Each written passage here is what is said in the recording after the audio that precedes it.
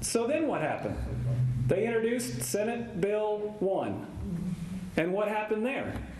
The public rose up, they talked to their government, and it couldn't even pass the first chamber that it was in. In a government by the people and for the people, that should have been it, shouldn't it? But what did they do? On the 57th day of the General Assembly, they called a committee meeting.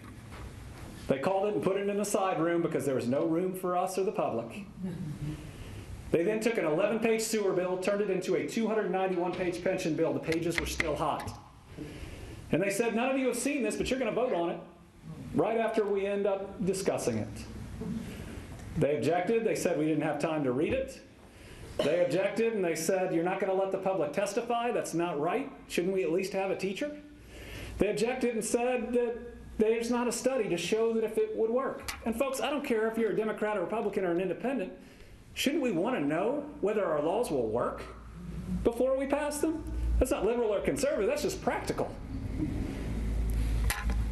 All those objections were raised. They didn't care.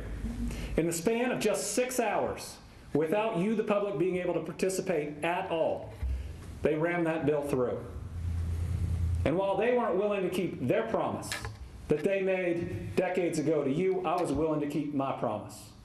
I told them when they started this that if they passed that bill and if our governor signed it, I would sue, and I did.